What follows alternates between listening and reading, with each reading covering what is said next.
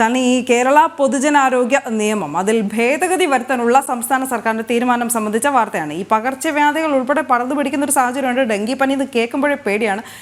ആ ഒരു സാഹചര്യത്തിൽ നിലവിലുള്ള നിയമത്തിൽ മാറ്റം വരുത്തുന്നു. എന്തൊക്കെയാണ് മാറ്റം, ശാലിനി? അനു, ഗുഡ് മോർണിംഗ്, നമസ്തേ. അനു സൂചിപ്പിച്ചതുപോലെ തന്നെയാണ് നിലവിലെ സാഹചര്യം പരിഗണിച്ചുകൊണ്ടാണ് സംസ്ഥാന സർക്കാർ ഇത്തരത്തിൽ അടിയന്തര തീരുമാനം കടക്കുന്നത് എന്നുള്ളതാണ് ശ്രദ്ധേയമായിട്ടുള്ള കാര്യം. പൊതുജനാരോഗ്യ നിയമത്തിൽ കാര്യമായ കാതലായ മാറ്റങ്ങൾ കൊണ്ടുവരാനാണ് ഇപ്പോൾ ആലോചിക്കുന്നതായി സർക്കാർ വൃത്തങ്ങൾ തന്നെ വ്യക്തമാക്കുകയും ചെയ്തിട്ടുള്ളത്. പ്രത്യേകിച്ച് അതിന് സൂചിപ്പിച്ചതുപോലെ തന്നെ പകർച്ചവ്യാധികൾ അടക്കം പടർന്നു പിടിക്കുന്ന ഒരു കാലത്താണ് നമ്മളിപ്പോൾ ജീവിക്കുന്നത്. കൊറോണ എന്ന മഹാമാരിയിൽ നിന്നും കരകയറിയതിനു ശേഷം സംസ്ഥാന വ്യാപകമായി H1N1 പനി, ഡെങ്കിപ്പനി, ചിക്കൻ ഗുനിയ ഉൾപ്പെടെ പടർന്നു പിടിക്കുന്ന ഒരു സാഹചര്യമുണ്ട്. ഇതിലടക്കം ഉള്ള നിലവിലെ സാഹചര്യത്തിലാണ് പൊതുജനാരോഗ്യം ഉറപ്പാക്കുന്നതിന് വേണ്ടിയും അതിന് ഏതൊക്കെ തരത്തിലുള്ള സംരക്ഷണം നൽകാം എന്നതടക്കമുള്ള കാര്യങ്ങൾ പരിഗണിക്കാൻ ഇത്തരത്തിലൊരു നിയമ ഭേദഗതിക്കായി സർക്കാർ തയ്യാറെടുക്കുന്നത് എന്നുള്ളതാണ് ഏറ്റവും ശ്രദ്ധേയമായിട്ടുള്ള കാര്യം. മറ്റ് സംസ്ഥാനങ്ങളെ അപേക്ഷിച്ച് നോക്കുകയാണെങ്കിൽ കേരളം ഇക്കാര്യത്തിൽ മുൻപന്തിയിലാണ് എന്ന് പലപ്പോഴും അവകാശപ്പെടുമ്പോഴും പല ഘട്ടങ്ങളിലും സർക്കാരിന്റെ ആരോഗ്യ സംവിധാനങ്ങളും അമ്പേ പാളുന്ന ഒരു സാഹചര്യം ഉണ്ടായിട്ടുണ്ട്. ഈ ഘട്ടത്തിൽ കൂടിയാണ് വിമർശനങ്ങൾ ഉയർന്ന പശ്ചാത്തലത്തിൽ കൂടി പൊതുജനാരോഗ്യ നിയമം ഭേദഗതി ചെയ്തുകൊണ്ട് കരുതലായ മാറ്റങ്ങൾ വരുത്തിക്കൊണ്ട് ജനങ്ങളുടെ ആരോഗ്യം ഉറപ്പുവരുത്താനായുള്ള സർക്കാർ തീരുമാനം എന്നുള്ളതാണ് വളരെ അധികം സ്വാഗതം ചെയ്യുന്നുണ്ട് വിവിധ കോണുകളിൽ നിന്ന് ഈ ഒരു ഇനിഷ്യേറ്റീവിനെ എന്നുള്ളതാണ് ഏറ്റവും ശ്രദ്ധേയമായിട്ടുള്ള കാര്യം. അത് മാത്രമല്ല, കഴിഞ്ഞ ദിവസം അടക്കം നമ്മൾ ഏറെ ചർച്ച ചെയ്യപ്പെട്ട കൊച്ചിയിലെ DLF ഫ്ളാറ്റിലടക്കം ഉണ്ടായ വലിയ രീതിയിലുള്ളൊരു ആരോഗ്യ സംവിധാനത്തെ വെല്ലുവിളിച്ചുകൊണ്ടുള്ള ആ ഒരു പ്രവർത്തനം, അല്ലെങ്കിൽ കോളിഫോം ബാക്ടീരിയ വെള്ളത്തിൽ കടലുന്നതും 400-ലധികം പേർക്ക് അത് വലിയ രീതിയിലുള്ള ഗുരുതര ആരോഗ്യ പ്രശ്നങ്ങൾ സൃഷ്ടിച്ചതടക്കം മുൻപിൽ നിൽക്കുമ്പോഴാണ് ഇത്തരത്തിൽ അടിയന്തരമായ ഒരു തീരുമാനത്തിലേക്ക് സംസ്ഥാന സർക്കാർ കടക്കുന്നത് എന്നുള്ളതാണ് ഏറ്റവും ശ്രദ്ധേയമായിട്ടുള്ള കാര്യം. അത് മാത്രമല്ല, ഇതുമായി ബന്ധപ്പെട്ടൊരു 12-അംഗ സമിതിയെ ഔദ്യോഗികമായി സംസ്ഥാന സർക്കാർ തീരുമാനിച്ചിട്ടുണ്ട്, രൂപീകൃതമായിട്ടുണ്ട് എന്നുള്ളതാണ് നമ്മൾ മനസ്സിലാക്കുന്നത്. ആരോഗ്യവകുപ്പ് ഡയറക്ടർ ഡോക്ടർ റീന ചെയർപേഴ്സണായിട്ടാണ് ആ ഒരു 12-അംഗ സമിതി.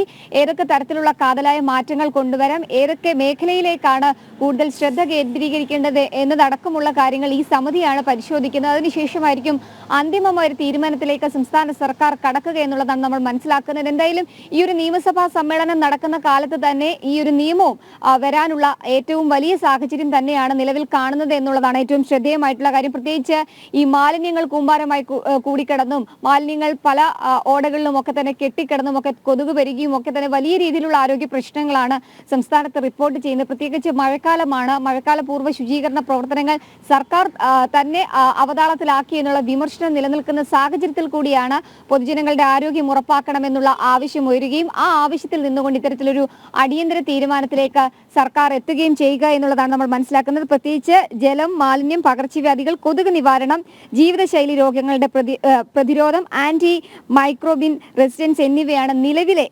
നിയമത്തിലുള്ളത്. ആരോഗ്യ രംഗത്തുണ്ടായ മാറ്റങ്ങളുടെ പശ്ചാത്തലത്തിൽ കൂടിയാണ് അടിയന്തരമായൊരു ഈ കരുതൽ നടപടി സർക്കാർ സ്വീകരിക്കുന്നത്. പ്രത്യേകിച്ച് ജപ്പാനിലടക്കം ഉണ്ടായിട്ടുള്ള പകർച്ചവ്യാധികൾ കേരളത്തിലേക്ക് എത്താൻ അധിക സമയമില്ല എന്ന് നമുക്കറിയാം. ആ ഒരു സാഹചര്യം കൂടി കണക്കിലെടുത്തുകൊണ്ട് ഏതൊക്കെ മേഖലയിലാണ് ഇനി കൂടുതൽ ശ്രദ്ധ കേന്ദ്രീകരിക്കേണ്ടത്, ഏത് തരത്തിലാണ് പൊതുജനാരോഗ്യത്തിന് ശ്രദ്ധ കൊടുക്കേണ്ടത് എന്നത് പരിഗണിച്ചും പരിശോധിച്ചുമായിരിക്കും പുതിയൊരു നിയമം വരാൻ പോകുന്നത്, ഭേദഗതി വരാൻ പോകുന്നത് എന്നുള്ളതാണ് ശ്രദ്ധേയമായിട്ടുള്ള കാര്യം. തീർച്ചയായും ഈ വാർത്തയുമായി ബന്ധപ്പെട്ട വിശദാംശങ്ങൾ അതോടൊപ്പം തന്നെ കൂടുതൽ പ്രതികരണങ്ങളും ഞങ്ങൾ പ്രതീക്ഷിക്കുന്നുണ്ട്. രാവിലെ 10 മണിക്കാണ് ഈ വാർത്ത വിശദമായി തന്നെ ചർച്ച ചെയ്യാനായി ഞങ്ങൾ എടുക്കുന്നതും. ശാലിനി, ഇനി അടുത്ത് നമുക്ക് അറിയേണ്ടത് മഴ അലേർട്ടാണ്. അതിനു മുമ്പ് മറ്റൊരു കാര്യം പറയട്ടെ. ശാലിനി എപ്പോഴൊക്കെ ഫ്രെയിമിൽ കാണുന്നു അപ്പോഴൊക്കെ നിരവധി മെസ്സേജുകൾ, നിരവധി സന്ദേശങ്ങൾ നമുക്ക് പ്രേക്ഷകരുടെ ഭാഗത്തു നിന്ന് ലഭിക്കാറുണ്ട്.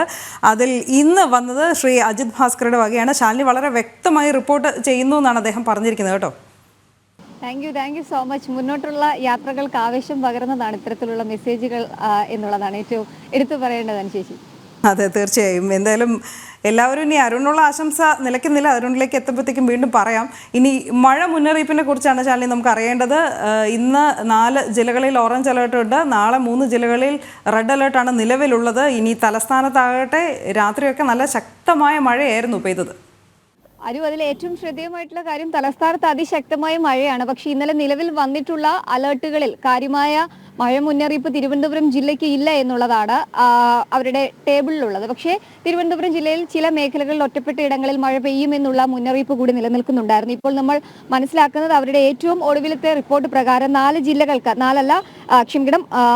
6 ജില്ലകൾക്കാണ് ഇന്ന് ഓറഞ്ച് അലർട്ട് ജാഗ്രതാ നിർദ്ദേശം ഉള്ളത് എന്നുള്ളതാണ് മനസ്സിലാക്കുന്നത്. പ്രത്യേകിച്ച് ഇടുക്കി ജില്ല, മലപ്പുറം, കോഴിക്കോട്, വയനാട്, കണ്ണൂർ, കാസർഗോഡ് ജില്ലകൾക്കാണ് ഇന്ന് ഓറഞ്ച് അലർട്ട് മുന്നറിയിപ്പ് ഉള്ളത്. തിരുവനന്തപുരം, കൊല്ലം ഒഴികെയുള്ള മറ്റെല്ലാ ജില്ലകൾക്കും യെല്ലോ അലർട്ട് ജാഗ്രതാ നിർദ്ദേശവും കേന്ദ്ര കാലാവസ്ഥാ നിരീക്ഷണ കേന്ദ്രം പ്രവചിക്കുകയാണ്. നാളെയാണ് അനു സൂചിപ്പിച്ചതുപോലെ തന്നെ റെഡ് അലർട്ട് 3 ജില്ലകൾക്ക് പ്രഖ്യാപിച്ചിട്ടുള്ളത്. കോഴിക്കോട്, വയനാട്, കണ്ണൂർ ജില്ലകൾക്കാണ് നാളെ റെഡ് അലർട്ട് ജാഗ്രതാ നിർദ്ദേശമുള്ളത്. ഒരുപക്ഷേ ഇന്നിനി 10 മണിയോട് കൂടിയാണ് അലർട്ടുകൾ വരാനുള്ളത്. ആ 10 മണിയോട് അലർട്ടുകൾ വരുമ്പോൾ കൂടുതൽ ജില്ലകൾക്ക് ഈ അലർട്ടുകൾ മാറാനുള്ള സാഹചര്യം കൂടിയുണ്ട്. നിലവിൽ യെല്ലോ അലർട്ട് പോലും തിരുവനന്തപുരം ജില്ലയ്ക്ക് നൽകിയിട്ടില്ല എങ്കിൽ പോലും അതിശക്തമായ മഴയാണ് തിരുവനന്തപുരം ജില്ലയുടെ നഗരമേഖലകളിലും പ്രത്യേകിച്ച് കിഴക്കൻ മലയോര മേഖലകളിലും ലഭ്യമായിക്കൊണ്ടിരിക്കുന്നത്. അതുകൊണ്ട് തന്നെ സ്വാഭാവികമായും അലർട്ടുകളിൽ തിരുവനന്തപുരം ജില്ലയടക്കം വരാനുള്ള സാഹചര്യം കൂടിയുണ്ട്. പ്രത്യേകിച്ച് 2 ചക്രവാത ചുഴികൾ നിലനിൽക്കുന്നതാണ് സംസ്ഥാനത്ത് മഴ ശക്തമാകാനുള്ള കാരണമായി പ്രവചിക്കുകയും പെടുന്നത്. ഒപ്പം തന്നെ സൊമാലിയൻ സ്ട്രീമിന്റെ ഒക്കെ പ്രഭാവം കേരളത്തിലേക്ക് എത്തുന്നത് കാരണം കാലവർഷക്കാറ്റ് ശക്തി പ്രാപിക്കുന്നുണ്ട്. വരും ദിവസങ്ങളിലും കാലവർഷം അതിശക്തമാകുമെന്നുള്ളൊരു മുന്നറിയിപ്പ് കൂടിയാണ് കേന്ദ്ര കാലാവസ്ഥാ നിരീക്ഷണ കേന്ദ്രത്തിന്റെ ഭാഗത്തു നിന്ന് വരുന്നത്. ഇടിമിന്നൽ ജാഗ്രതാ നിർദ്ദേശങ്ങൾ, ശക്തമായ കാറ്റുണ്ടാകാനുള്ള സാധ്യതകൾ അടക്കം കേന്ദ്ര കാലാവസ്ഥാ നിരീക്ഷണ കേന്ദ്രത്തിന്റെ ഭാഗത്തു നിന്ന് മുന്നറിയിപ്പായി വരുന്നുണ്ട്. 35 കിലോമീറ്റർ മുതൽ 55 കിലോമീറ്റർ വരെ വേഗത്തിൽ ശക്തമായ കാറ്റിനാണ് സാധ്യത പ്രവചിക്കുന്നത്. സ്വാഭാവികമായും തീരദേശ മേഖലകൾ, മലയോര മേഖലകളിൽ താമസിക്കുന്നവർ അതീവ ജാഗ്രത പുലർത്തണം എന്നുള്ളതാണ് ആ മുന്നറിയിപ്പിലുള്ളത്. ഈ മരങ്ങളുടെ അടിയിലൊക്കെ വാഹനങ്ങൾ കൊണ്ട് പാർക്ക് ചെയ്യുന്നവരടക്കം വാഹനങ്ങൾ സുരക്ഷിതമാക്കുക, കേടുപാടുകൾ സംഭവിച്ച വീടുകളിൽ താമസിക്കുന്നവർ സുരക്ഷിതരാകണം എന്നുള്ളൊരു മുന്നറിയിപ്പ് സംസ്ഥാന ദുരന്ത നിവാരണ അതോറിറ്റി കൂടി നൽകുന്നുണ്ട്. കേരള തീരത്തും തെക്കൻ തമിഴ്നാട് തീരത്തും കള്ളക്കടൽ പ്രതിഭാസത്തിനുള്ള സാഹചര്യം ഇന്ന് രാത്രി 11:30 വരെ ഉണ്ടാകുമെന്നുള്ളതാണ് നിലവിലെ പ്രവചനം. സ്വാഭാവികമായും ഈ മേഖലകളിൽ മത്സ്യബന്ധനത്തിന് പോകുന്നവരും ഒപ്പം തീരദേശ മേഖലകളിൽ താമസിക്കുന്നവരും ജാഗ്രത തുടരണം എന്നുള്ളതും മുന്നറിയിപ്പിൽ ചൂണ്ടിക്കാട്ടുന്നുണ്ട്. ഇടിമിന്നൽ ജാഗ്രത നമുക്കറിയാം, കഴിഞ്ഞ ദിവസങ്ങളിൽ സംസ്ഥാനത്ത് ചില മരണങ്ങളടക്കം റിപ്പോർട്ട് ചെയ്തൊരു സാഹചര്യമുണ്ട്. അതുകൊണ്ട് തന്നെ ഇടിമിന്നൽ നിന്ന് സുരക്ഷിതരാകണം എന്നൊരു മുന്നറിയിപ്പ് കൂടി സംസ്ഥാന ദുരന്ത നിവാരണ അതോറിറ്റി നൽകുന്നുണ്ട്. കഴിഞ്ഞ ദിവസം അടക്കം NDRFന്റെ സംഘം നിലവിലെ കേരളത്തിലെ സാഹചര്യങ്ങൾ നിരീക്ഷിക്കുകയാണ്. ഏതെങ്കിലും അടിയന്തര സാഹചര്യങ്ങൾ നേരിടേണ്ടതായിട്ടുണ്ടെങ്കിൽ അത് പരിഗണിച്ചുകൊണ്ടുള്ള നടപടികൾ സ്വീകരിക്കാൻ NDRFന്റെ സംഘവും നിലവിൽ സജ്ജരായി നിൽക്കുന്നുണ്ട് എന്നുള്ളതാണ് നമുക്കറിയാൻ സാധിക്കുന്നത്. എന്തായാലും അതീവ ജാഗ്രത, ഒപ്പം തന്നെ അതീവ ശ്രദ്ധ പാലിക്കുക. ഒപ്പം തന്നെ വരും ദിവസങ്ങളിലും സംസ്ഥാനത്ത് അതിശക്തമായ മഴയ്ക്കുള്ള മുന്നറിയിപ്പാണ് കേന്ദ്ര കാലാവസ്ഥാ നിരീക്ഷണ കേന്ദ്രം നൽകുന്നത്.